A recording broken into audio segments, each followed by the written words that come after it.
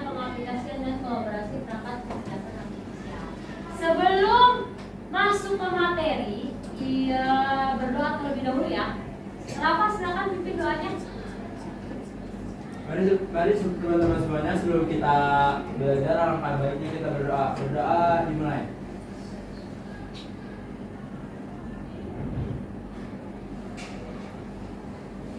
Doa selesai. Memberi salam. Assalamualaikum warahmatullahi wabarakatuh. Waalaikumsalam warahmatullahi wabarakatuh. Ya, sebelum kita lanjut, kita yel SMK 13 dulu, biar tambah semangat. Oke? Oke. Pada bisa semua kan? Bisa. Ibu mulai. SMK Bisa. SMK Hebat. DKI Jaya. SMK Negeri 13 Jakarta. Beriman, siap kerja, mandiri, kolaborasi, kompeten. Ibu absen terlebih dahulu. Adelia Sevi, Aldiansa, Hadir. Devina, Hadir. Lydia, Hadir. Moza, Mutia, Naya, Hadir. Palupi, Hadir. Rafa, Hadir. Salma, Sheila, Hadir. Yulia, Hadir. Jahwa, Hadir. Zulaika, Hadir. Alma Syifa, Hadir. Akila, Hadir. Ayunda, Hadir. Farisa. Farisa tidak hadir ya? Tidak hadir. Apa keterangannya? Hadir, Bu. Oh, sakit. Oke, doakan ya semoga temannya cepat sehat kembali. Amin. Jihan Kamila, Hadir. Kaniska, Hadir. Keza, Hadir. Nesya, Hadir. Nova, Hadir. Rizka, Hadir.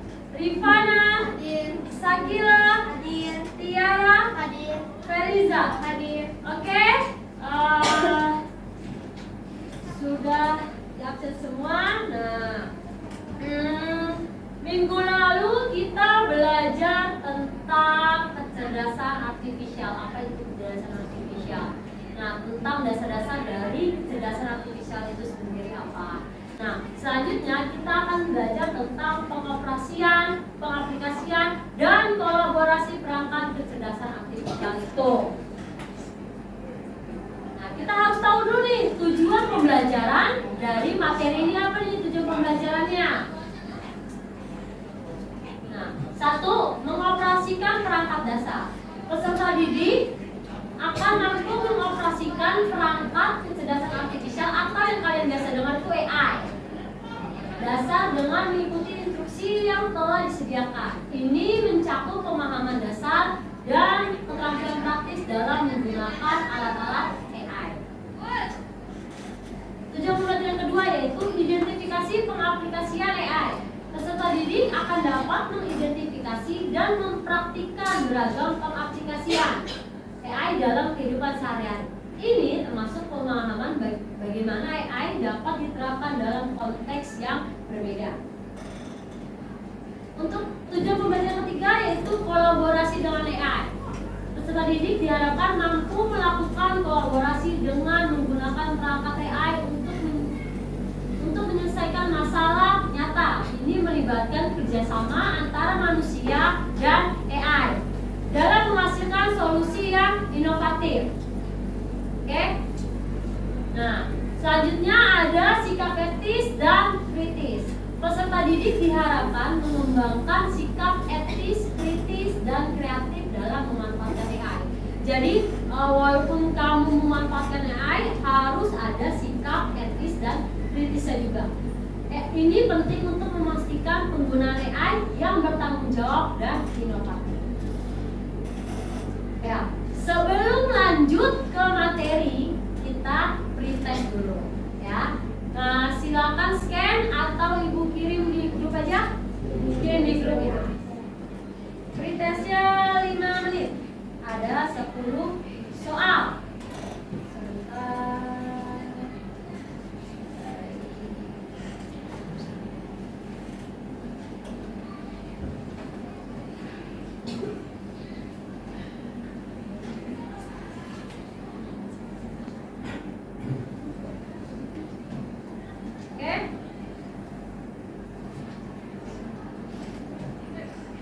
Sudah Ibu kirim.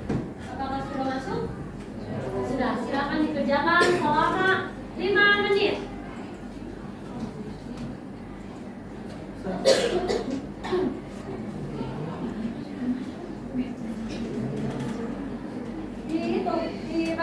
Menggunakan background quizzes. Iya, dan itu klik aja langsung. Kalau dari web bisa langsung diklik.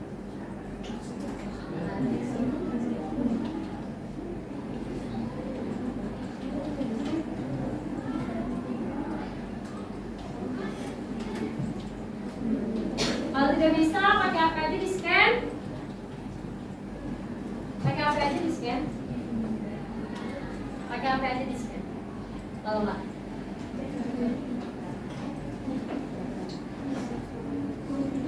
Di scan aja pakai HP nggak apa-apa. Di scan aja. Kalau nggak bisa dari itu, di scan aja pakai HP. Di scan pakai HP. Ya, dikerjakan 5 menit ya.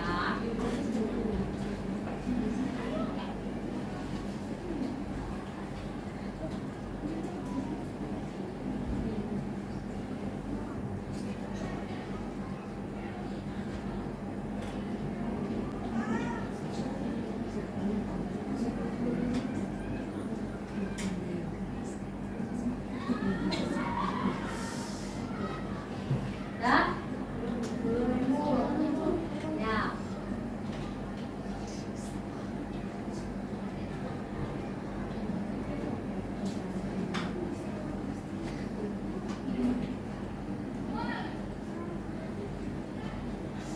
Sembilan 9.35 selesai ya. Ibu.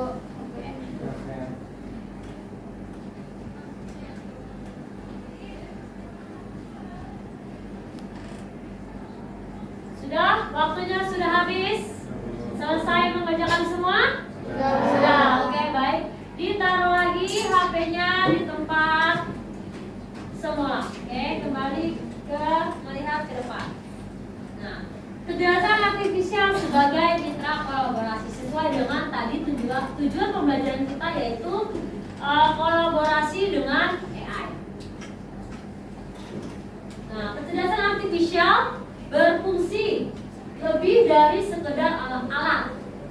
Ia menjadi mitra yang memungkinkan kolaborasi dalam menyelesaikan berbagai masalah. Pemahaman mendalam mengenai konteks penerapan dan etika dalam penggunaan AI menjadi penting untuk memaksimalkan potensi inovasi di berbagai bidang kehidupan. Ya, di kehidupan kita sekarang gak jauh-jauh dari bantuan AI. Pasti ada bantuan AI-nya. Kalian pun sekarang enak kan kalau ngerjain tugas atau bikin apapun tugas dari sekolah pasti pakai AI. AI sebenarnya tuh membantu apa enggak sih? Membantu. Nah, oke. Tadi ada pertanyaan nanti tentang AI. Bagaimana cara kerja AI dalam membantu aktivitas sehari-hari? Misalnya kayak ChatGPT, Google, Translate, asisten virtual. Gimana tuh? Gimana cara kerja AI dalam kehidupan sehari-hari kalian? Siapa yang mau jawab? Naya mau jawab? Cara kerja AI dalam membantu aktivitas kamu sehari-harinya? Menurut saya AI itu sangat membantu. Contohnya kayak kita mencari informasi dalam belajar, terus juga kalau di rumah tuh nyari informasi tentang kayak gimana sih di kehidupan kita tuh AI sangat membantu. Terus kalau misalnya kadang kalau kita lagi bosen, terus kita kayak nyari di AI, jatan dari AI, dari WhatsApp, terus kita nanya AI kadang hari ini pengen masak apa sih, hari ini pengen buat apa sih. Menurut saya AI itu sangat membantu. Oke, beri applause buat Naya. Nah, yang kedua pertanyaannya, apa perbedaan antara mengoperasikan AI dan mengaplikasikan AI? Siapa yang mau jawab? Perbedaannya tuh, mengoperasikan AI dengan mengaplikasikan AI. Apa? Saya mau jawab berapa? Mau jawab? Siapa yang mau jawab? Adian sama dong? Dulu aja ya.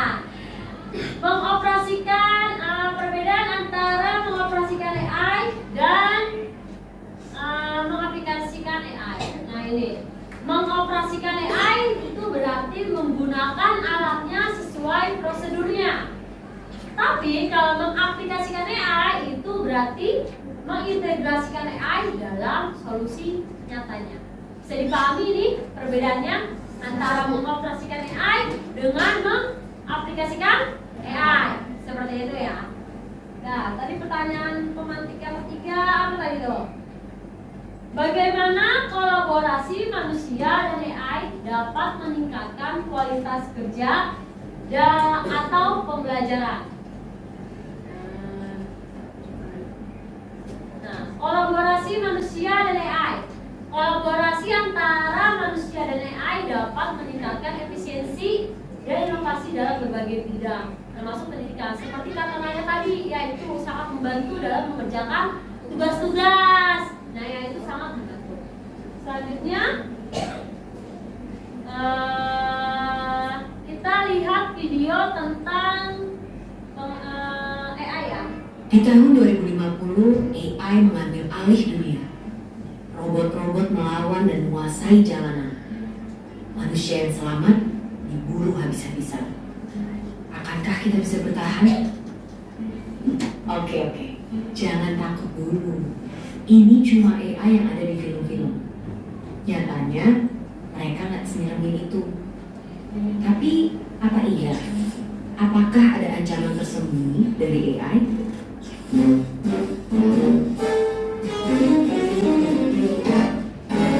Sebelum ke situ, ayo kenalan sama mereka.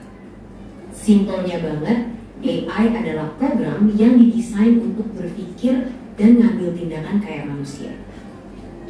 Mereka bahkan bisa belajar sendiri lewat latihan yang dikasih programmernya, biar bisa diajak ngobrol, ngolah informasi, sampai punya kesadaran selevel anak bayi. Dan fitur-fitur keren inilah yang bikin CEO Tesla sampai prediksi kalau AI bisa lebih pintar dari manusia. Yang sebenarnya ini juga bisa jadi tanda bahaya, seperti yang pernah dibilang oleh sang perumus Theory of Everything. Tapi, apakah dunia akan segera hancur karena AI? Ternyata enggak juga. Karena bukan memburu manusia, tapi mereka bakalan jadi pesaing kita di pekerjaan. Dan kalau kita merasa pekerjaan kasar yang terancam dan yang industri kreatif itu aman, coba pikir lagi deh. Karena sekarang udah ada program yang bisa bikin gambar apapun sesuai instruksi dalam hitungan detik. Dia yang bisa bikin lagu tanpa perlu les musik, atau sampai program yang bukan cuma bisa bikin caption yang instan, tapi juga bisa nulis buku dalam 24 jam. Jadi, apakah para desainer, musisi, sampai penulis juga akan segera digusur oleh AI? Ya, AI emang bisa jadi pesaing manusia, tapi bukan berarti kita akan langsung kehilangan pekerjaan gitu aja. Karena ibarat obeng atau kalkulator, AI juga alat yang diciptain untuk membantu kita. Biar pekerjaan kita lebih cepat selesai, tidak makan banyak tenaga, dan menghasilkan lebih banyak barang. Dan walaupun AI udah berkembang pesat, mereka juga tentunya belum bisa nyaingin kreativitas kita, apalagi rasa simpati dan empati. Bakat-bakat inilah yang harus dilatih sama generasi muda biar bisa jalan beriringan dengan perkembangan teknologi. Dan topik ini juga lah yang jadi satu bahasan penting yang didiskusiin sama para pemimpin dunia di G20 tahun ini. Salah satunya lewat diskusi pemuda negara-negara G20, yaitu Y20, yang fokus ningkatin skill dan literasi pekerja di bidang digital sampai ke bahasannya orang muda buat mikirin cara beradaptasi dari tantangan derasnya laju perkembangan teknologi. Hasil diskusi yang sudah dilakukan berbulan-bulan ini akan diserahkan dalam bentuk rekomendasi yang fokus ke 4 isu prioritas. 2 diantaranya tadi membahas tentang ketenagakerjaan pemuda dan transformasi digital. Dokumen ini nantinya akan dibawa oleh Pak Presiden Joko Jokowi untuk didiskusikan lebih lanjut dalam Forum G20 di Bali pada November 2022 yang harapannya nanti hasilnya bisa dirasain sama seluruh warga negara-negara G20 lainnya. Jadi itulah dia AI dan segala ceritanya, mulai dari tantangan sampai peluangnya. Selain kita perlu mempelajari dan nyikapin AI dari kedua sisi, kita juga harus punya sifat satu ini, ya, curiosity. Sebagai generasi muda, harus terus penasaran sama perkembangan teknologi, biar bisa beradaptasi dan ikut ambil bagian. Karena kalau kita cuek dan terlalu terlena sama kecanggihannya, bukannya nggak mungkin di masa depan nanti kita semua bakal jadi pengangguran. Dan seperti biasa, terima kasih. Nah, itu video ada sedikit dari gambaran AI yang ada sekarang dan akan nantinya. Ya, berkembangnya zaman nanti otomatis apa yang ada di sini tuh digantikan oleh AI. Kayak pabrik-pabrik aja sekarang pakainya apa? Robot, ya kan? Udah jarang sekarang pakai tenaga manusia, lebih sering pakai robot. Kalau pakai robot itu udah cepat pasti, terus nggak ada apa namanya ya? Pengeluaran gajinya kan, paling hanya pemeliharaan yang ke listrik atau pemeliharaan tahunan seperti itu ya. Selanjut kita ke yang definisi AI itu. AI mencakup kemampuan mesin untuk meniru fungsi kognitif manusia seperti berpikir, belajar, mengenali pola, dan pengambilan keputusan. Ya, AI sekarang itu udah kayak melebihi manusia ya. Sebenarnya yang bikin AI itu manusia atau siapa? Manusia sendiri. Yang lebih pintar manusia apa AI? AI. Tapi yang bikin AI Manusia. harusnya yang lebih pintar Manusia. Kenapa ya yang lebih pintar? Karena AI bisa menilai semua itu, sedangkan manusia punya sifat malas, jadi mengandalkan AI sendiri. nah, iya, karena kalau manusia itu masih ada rasa malasnya, terus masih ada kebutuhan bahasanya ya. Tapi kalau AI kan dia nggak punya rasa. Dia punya empati. Ya, dia nggak punya empati gitu. Sama pola berpikirannya cuma ya, kayak ini nggak punya rasa. Jadi AI semakin berkembang, tapi kitanya nggak semakin berkembang. Harusnya kalau AI-nya semakin berkembang, otomatis kitanya juga harus semakin berkembang kan? Terus cara kerja AI berfungsi dengan memproses data menggunakan algoritma dan komputasi untuk menghasilkan jawaban atau keputusan yang relevan. Ya, kalau kamu dulu nyarinya, misalnya nyari soal-soal di Google hanya tampil beberapa halamannya. Tapi kalau di AI itu udah semuanya. Kamu bisa cari 10 soal tentang informatika, udah semua udah tuh langsung ada jawabannya, ya kan? Tapi kalau kamu nyari di Google biasa, itu pasti ditampilkan halaman-halaman aja kan. Kamu pilih halaman yang A atau halaman yang B atau halaman yang C. Baru nanti kamu ini lagi, kamu kaji lagi, kamu belajar lagi, kamu baca-baca lagi, ini yang benar yang mana yang saya mau ambil di halaman 1 kali, di halaman 2 kali, di halaman 3, seperti itu. Tapi kalau di AI itu langsung keluar semua, karena ya itu mengambil data juga dari si Google. Dia udah ditarik kesimpulan. Nah, tapi kalau si Google kan bilang dia menampilkan semuanya. Terus contoh penggunaan AI. Nah, contoh umum AI yang kamu gunakan itu biar pelajaran bahasa Inggris pasti gunain apa? Google Translate kan? Nah, terus kalau kamu mau nyari-nyari biasanya pakai apa selain ChatGPT? Gemini, Cici, Meta AI. ada Copilot ya biasanya. Kalau Copilot itu dari Microsoft. Nah, dia bawaan dari Microsoft kalau Copilot. Itu yang biasa kamu pakai. Jadi makanya jangan ChatGPT aja, ya. Dari semua AI yang ada, biar kamu tahu, oh iya kalau pakai ChatGPT plusnya begini nih, minusnya begini. Terus kalau pakai Copilot plusnya begini nih, minusnya begini. setiap aplikasi pasti kan ada plus minus kan. Nah itu jadi buat perbandingan kamu ya, enak yang mana. Gitu. Jangan hanya pakai aja cuma satu aja, jangan campur gali aja terus. Terus kalau buat bikin presentasi kalian pakai apa biasanya? Canva, apalagi kalau PowerPoint, ya sekarang juga PowerPoint udah ada ya. Tapi pas ini kalau pakai bantuannya pakai namanya Canva atau Gamma. Kamu pernah dengar Gamma nggak? Benar. Nah kalau Gamma itu kamu bisa nih cari buatlah presentasi tentang informatika dengan 10 halaman isinya begini langsung jadi PowerPoint. Oh iya, kamu udah tinggal presentasi doang. Itu kalau Gamma. Itu buatlah presentasi tentang dasar-dasar usaha yang wisata. Nanti ada semua ditampilin sama si Gammanya. Kamu pilih yang mana, berapa slide, mau 10 slide kayak, mau 20 slide, mau 30 slide. Itu nanti ada pilihannya. Jadi isinya udah ada semua. Kita udah nggak usah nyari isinya. Tinggal kita baca yang mana kita mau pakai atau kita mau tambahin apa seperti itu. Itu Gamma. Ya, itu salah satu dari contoh penggunaan AI. Nah, terus pengoperasian perangkat AI. Satu ada mengakses alat AI tepat. Yang kedua itu input data atau perintah.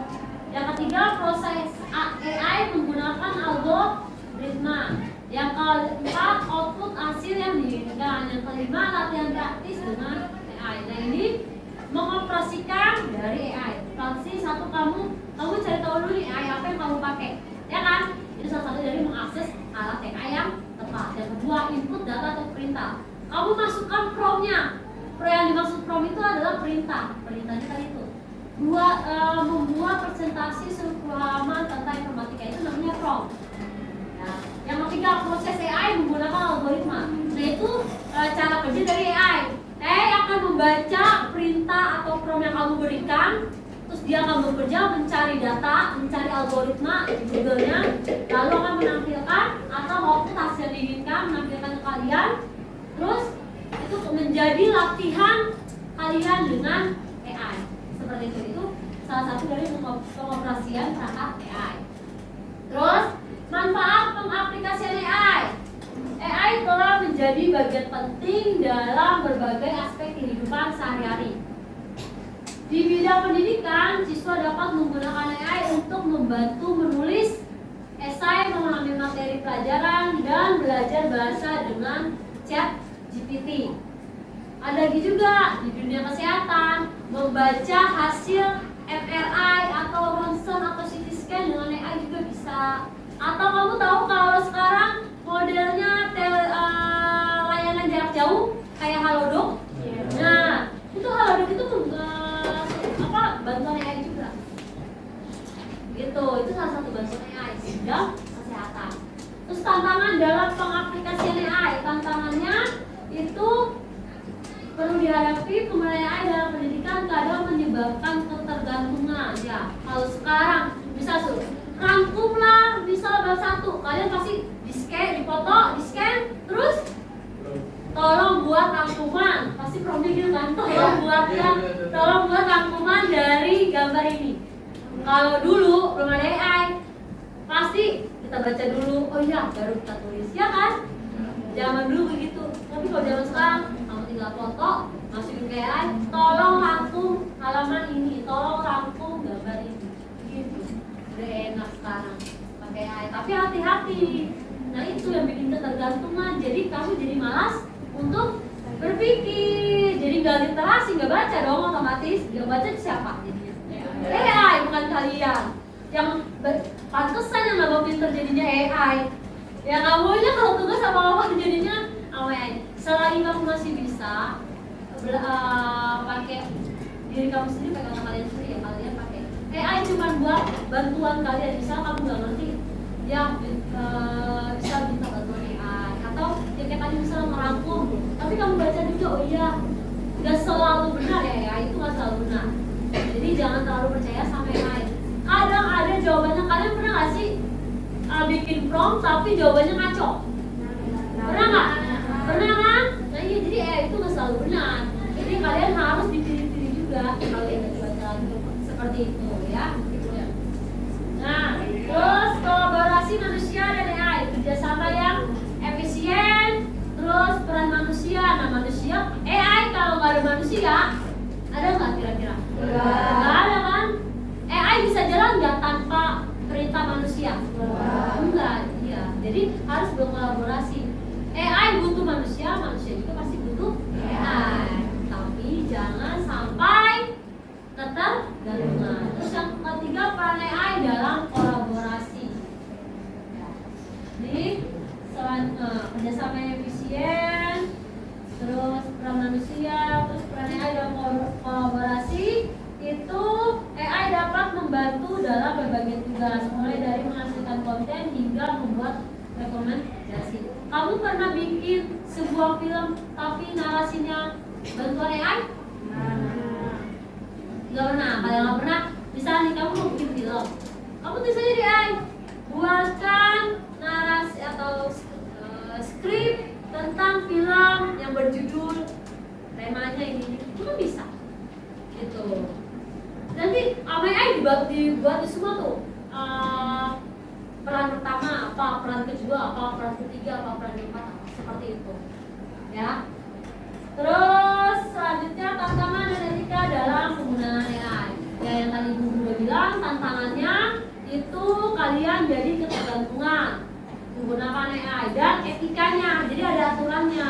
Jangan hasil dari AI ditolak kamu telan bulat-bulat gitu. Kamu copy paste aja gitu.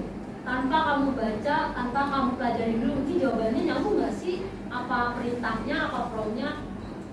Ya, kalau setiap jawaban dari AI itu harus benar-benar kamu cross check lagi, jangan ditelan bulat-bulat, karena belum tentu itu benar. Dan hati-hati kalau sekarang upload apa-apa di internet. AI itu bisa memanipulasi data, ya, apalagi berhubungan dengan privasi. Hati-hati. Terus karena misalnya ada karya orang, terus misalnya sama AI dibuat samanya, tapi tanpa menghargai karya orang lain tersebut, seperti itu ya. Jadi harus hati-hati penggunaan AI. Nah, sekarang kita akan diskusi kelompok. Nah, tentang pengoperasian, pengaplikasian dan kolaborasi AI. Udah dibuat kelompoknya? Sudah. Ya. Sekarang duduk berkelompok. Ibu akan membagikan LKPD yang akan dikerjakan. Ibu jelaskan dulu LKPD-nya sebentar.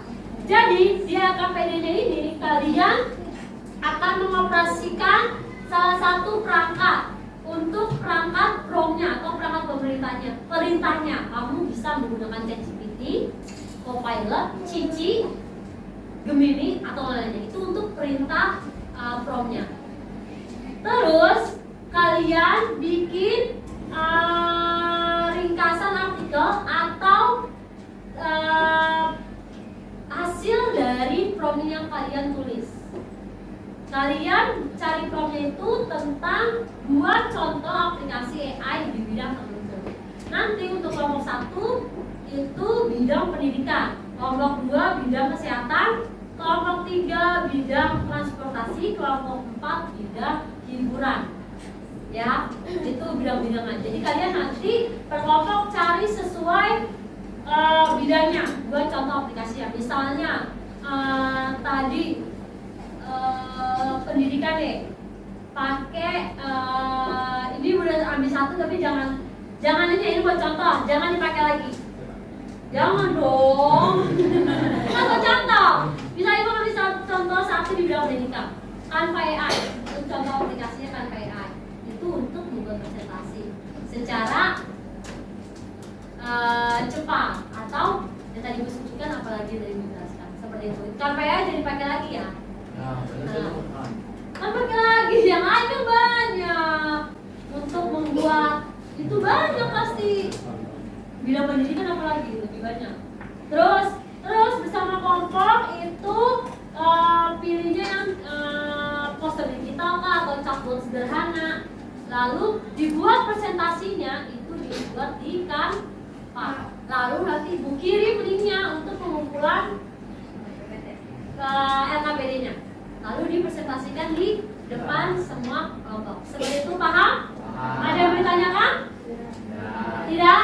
Oke, baik, silakan duduk per kelompok. Ibu bagikan LKPD-nya masing-masing. Kelompok 1 mana?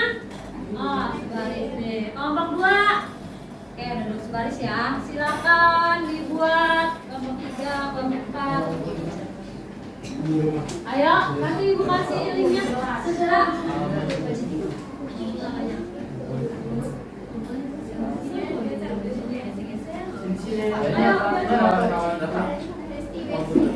Ibu kasih waktu berapa menit nih? 3 jam. Kasih linknya buat dikumpulkan.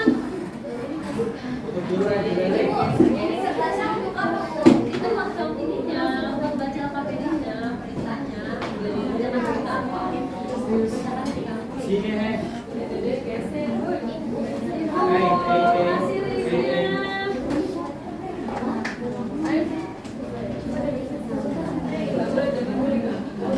Sini.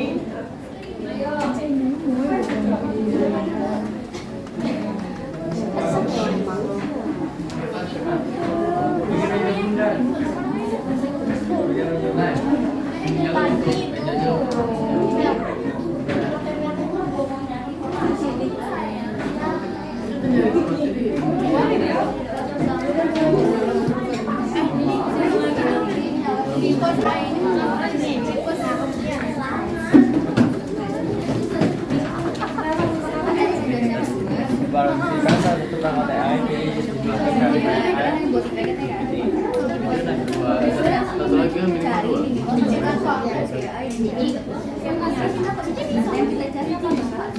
karena dia belajar pendidikan juga tebak jadi ambilnya berarti ngambilnya sengaja di titik ya bikinnya ibu WK Iya. ini bikin presentasinya pakai Canva Iya. Ya terserah kamu bikin Canva atau gambar terserah. Oke. Ya. Karena itu salah satu dari kolaborasi AI. Ya. Presentasinya. Saatnya istirahat. It's time to have break.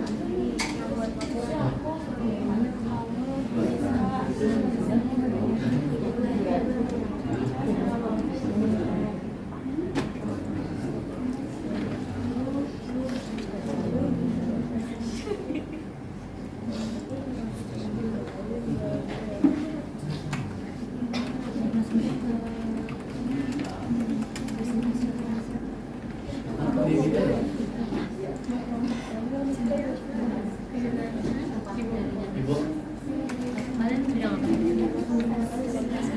Berarti kecerdasan artifisial di bidang transportasi. Siapa?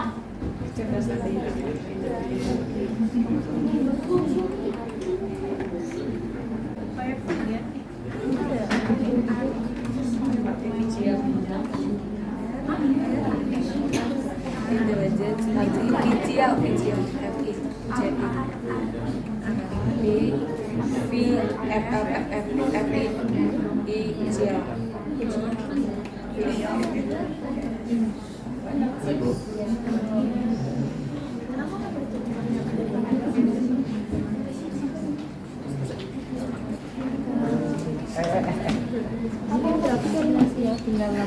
Ah ya.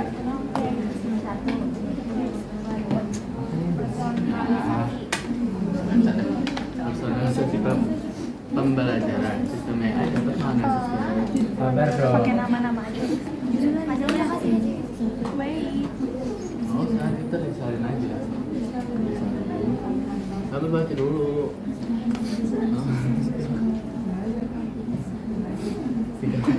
Cepat singkat. Iya kan dong.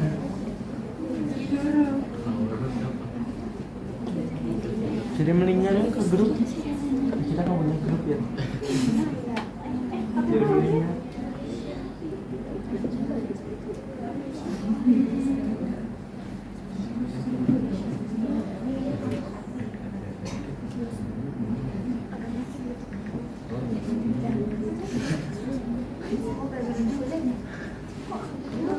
Coba boleh nggak? Yang itu yang di ChatGPT kamu bisa deh. Iya, apa namanya kayak gitu aja. Jadi mendingan. Oh, sama aja kirim linknya ini lu cari aja sama kayak sini.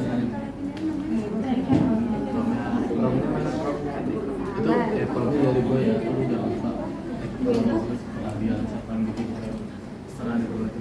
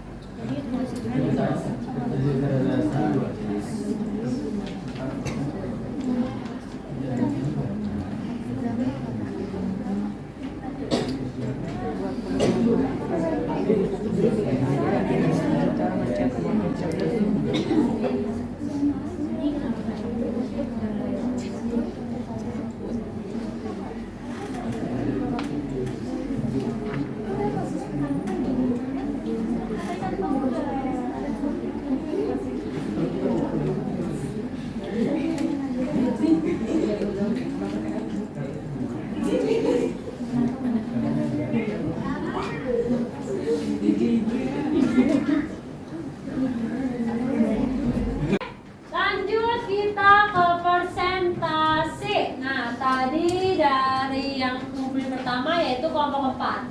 Jadi yang presentasi duluan adalah kelompok 4. Silakan kelompok 4 maju. Beri applause buat kelompok 4.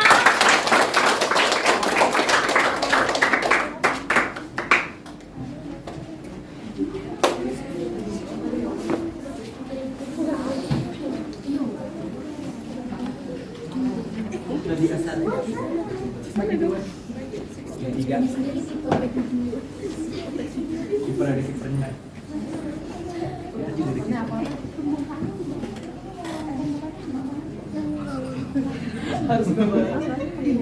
Ya. Assalamualaikum warahmatullahi wabarakatuh. Waalaikumsalam warahmatullahi wabarakatuh. Halo semuanya, perkenalkan kami dari kelompok 4. Berdirinya kami di sini yaitu untuk mempresentasikan hasil diskusi kami atau hasil dari kerja kelompok kami yaitu mempresentasikan aplikasi AI di bidang hiburan. Lalu kita buat dalam bentuk poster digital. Sebelumnya, perkenalkan nama saya Nadira Starayafi. Nama saya Rifana Jutaura. Nama saya Sakila Amanda Putri. Nama saya Fadegina. Nama saya Masyifa Haya. Nama saya Faiza Delia. Nama saya Tiara Aulia Ramadhani. Nama saya Nova Kamelia Putri. Nama saya Kizia Miari Putria. Oke. Lalu pertama-tamanya silakan. Ya. Ayo. Artificial Intelligence di bidang hiburan adalah penerapan teknologi kecerdasan buatan untuk menciptakan, mengoptimalkan, dan mempersonalisasi pengalaman hiburan bagi pengguna. Contoh yang pertama adalah Spotify. AI digunakan untuk menganalisis kebiasaan mendengarkan musik pengguna, genre favorit, dan waktu mendengarkan. Hasilnya adalah AI merekomendasikan lagu atau playlist yang sesuai dengan selera pengguna. Yang kedua ada Netflix. AI digunakan untuk mempelajari perilaku menonton, rating, dan preferensi genre setiap pengguna. Hasilnya, sistem menampilkan film atau serial yang kemungkinan besar akan disukai pengguna di halaman utama. Mungkin itu saja yang bisa kami presentasikan hari ini. Kurang lebihnya mohon maaf. Wassalamualaikum warahmatullahi wabarakatuh.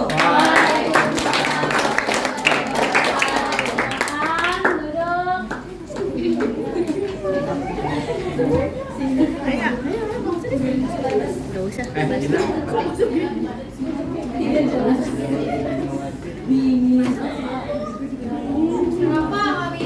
Halo, ini dulu di Oh ya, untuk kelompok selanjutnya yaitu kelompok 2. Silakan maju kelompok 2 untuk mempresentasikan hasilnya. Beri aplaus buat kelompok 2.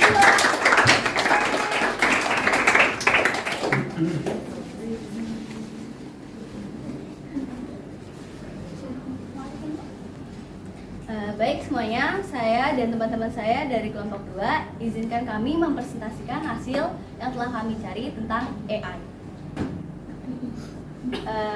Perkenalkan, nama saya Naya Aulia Mahfud. Nama saya Paluki Cahaya Dewi. Nama saya Sheila Nurlais. Nama saya Ziratus Sita. Nama saya Kaniska Zahra. Saya Zahwa. Saya Devinani Sapitri. Baik, format yang kita pakai di sini adalah poster, dan kami menggunakan poster dari aplikasi Canva.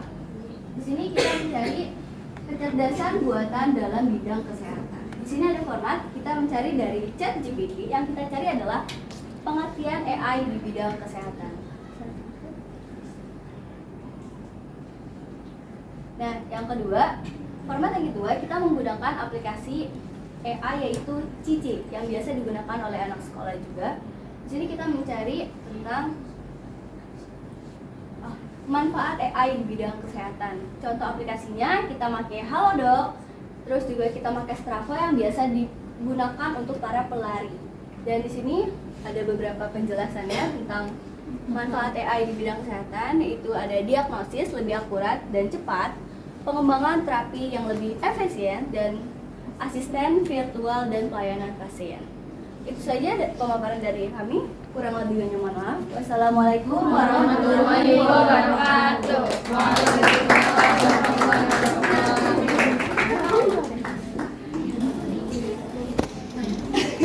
Ayo cepetan nomor 1. Nomor 3. Hah? Sudah dikirim? Kirim ke ibu, kalau nggak kirim ke ibu. Tadi ibu di grup ada kan? Kirim ke WA ibu aja kalau nggak bisa di. 3. Ya, untuk selanjutnya yang presentasi adalah kelompok 1. Beri aplaus buat kelompok 1.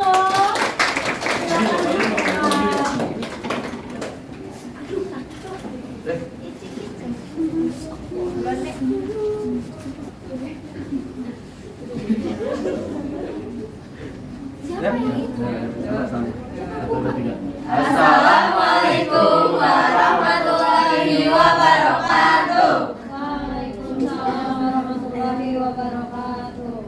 Nah, kali ini kita akan mempresentasikan hasil dari diskusi kita tentang kecerdasan buatan di bidang pendidikan. Dan sebelum itu kita pengenalan dulu. Perkenalkan, nama saya Aldi. Nama saya Rafa. Nama saya Rubiko. Nama saya Linda. Nama saya Sifat. Nama saya Zulaika. Saya Muza. My name is Lydia.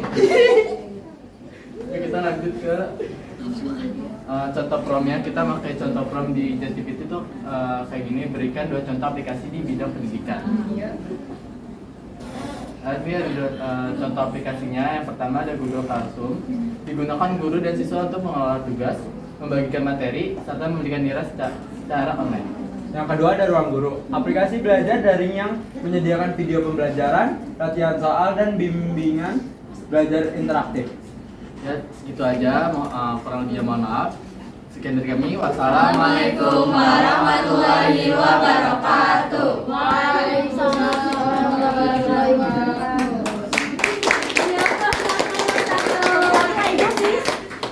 Ya, kita sudah menyaksikan, sudah melihat teman-teman kalian yang presentasi dari kelompok 1, kelompok 2, kelompok 3, dan kelompok 4.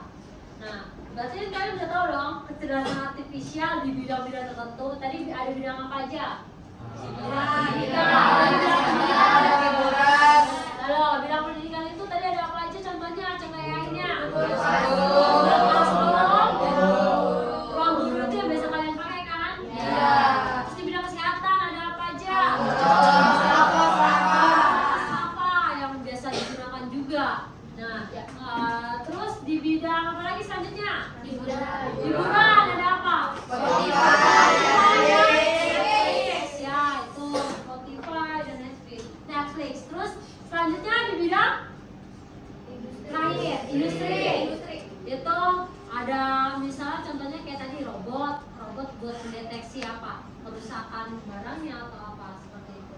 Nah, di bidang industri itu bisa juga kayak otomotif, jatuhnya mobil Tesla. Kamu tahu mobil Tesla? Nah, itu dia salah satu contoh penggunaan AI.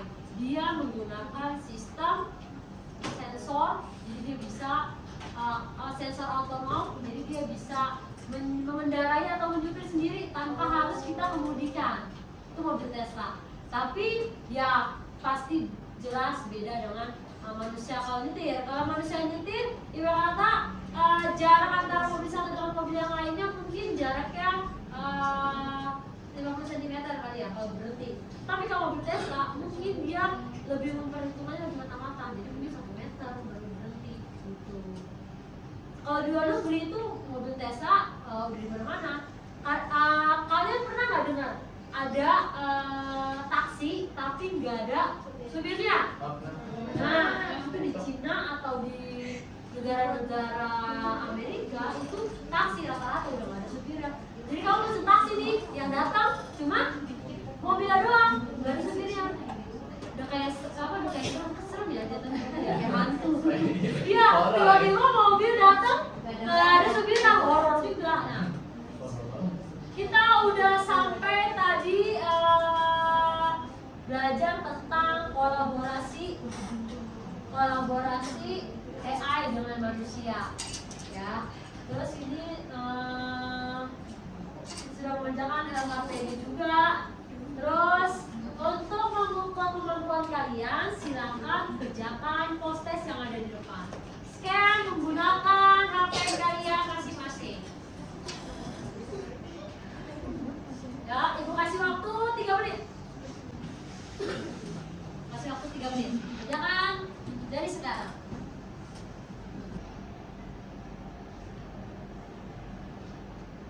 Oke, sudah selesai semua? Sudah. Oke, ditaruh lagi kembali ke HP-nya. Terima kasih. Nah, setelah mengerjakan post test, kita akan refleksi. Nah, apa sih refleksi dari materi ini? Apa kesulitan yang kamu hadapi saat menggunakan AI? Siapa yang mau jawab? Oke, Rafa, apa kesulitan kamu? Kesulitan saya biasanya ada di yang pertama ada bahasanya. Saya bisa memahami nuansa dan konteksnya, Bu.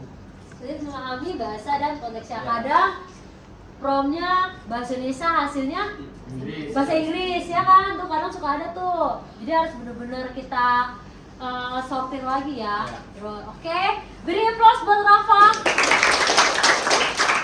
Terus untuk yang kedua, bagaimana perasaanmu berkolaborasi dengan AI? Siapa yang mau menjawab? Oke, Aldi. Saya sangat senang berkolaborasi dengan AI karena meningkatkan efisiensi dan produktivitas. Terus saya bisa fokus pada tugas-tugas saya yang berulang dan menganalisis data, contohnya MTK. Oh, memakai AI menjadi MTK, jadi nggak perlu tahu caranya langsung tahu jawabannya ya? Nggak, ya maksudnya kan ada caranya juga. Oh, ada caranya Gitu. juga. Oh, Caranya jadi juga. oh berarti AI ini sekalian ngasih tahu caranya juga. Iya. Oh, jadi bisa langsung belajar ya. Iya. Tanpa harus ada gurunya, kita bisa langsung belajar ya. Oke, bagus jawaban dari Aldi. Beri aplaus buat jawaban ini. Nah, terus yang ketiga, bagaimana kamu akan menggunakan AI secara bijak di masa depan atau di masa yang akan datang? Siapa yang menjawab? Oke, Saya Naya. dulu. Saya akan menggunakan AI dengan cara mencari lapangan pekerjaan, contohnya lewat aplikasi yang ditawarkan oleh perusahaan. Dan yang kedua, saya akan mencari tentang referensi masak atau kegiatan yang saya akan lakukan di hari itu. Contohnya kayak, aduh bosan nih, apa ya yang harus gue lakuin? Terus mencari kayak di Cici gitu. Sekarang kan udah banyak tuh. Ya. Kayak misalnya, abis ini mau ngapain ya? Dilihat. Terus abis itu, contohnya kayak mau masak, abis ini masak apa ya? Bosan misalnya masak sayur asem terus ganti misalnya dari Cici. Ada referensi sayur sop, sayur lodeh gitu. Dan yang ketiga itu manusia harus berkolaborasi dengan AI. Manusia juga punya potensi, jangan mau kalah dengan perkembangan zaman yang diciptakan oleh robot. Itu saja dari saya. Terima kasih. Terima kasih Naya. Beri aplaus buat jawabannya. Itu ya refleksi dari beberapa teman kalian tentang penggunaan AI dan kolaborasi AI secara bijak. Apalagi nanti di masa yang akan datang AI itu akan terus berkembang, malah jadinya melebihi kita, ya kan? Robot-robot aja malah melebihi kita. Jadi untuk pesannya di masa yang akan datang, kalian jangan sampai kalah dengan AI, ya. Gunakan AI dengan bijak, gunakan AI dengan etika yang baik. Jangan sampai ketergantungan. Gunakan AI untuk hal-hal yang positif, ya. Jangan sampai untuk yang hal-hal yang negatif. Jadi jadikan untuk referensi pembelajaran, tapi dilihat-lihat lagi, ya. Dikaji-kaji lagi. Jangan langsung kamu copy paste aja. Jangan langsung kamu pahami betul-betul gitu. Jangan ya. Kamu harus dilihat lagi nih bener nggak sih jawabannya. Itu cari referensi sebanyak-banyaknya. Itu aja. Ada yang mau ditanyakan? Tidak ada? Oke. Tetap semangat belajar. Jangan malas-malasan. Apalagi dengan perkembangan AI sekarang, AI buatan manusia. Jangan sampai kita kalah dengan AI. Ya, AI pintar, kita juga harus lebih pintar dari AI. Oke, itu aja dari Ibu. Tetap semangat. Terima kasih. Wassalamualaikum warahmatullahi wabarakatuh. Waalaikumsalam.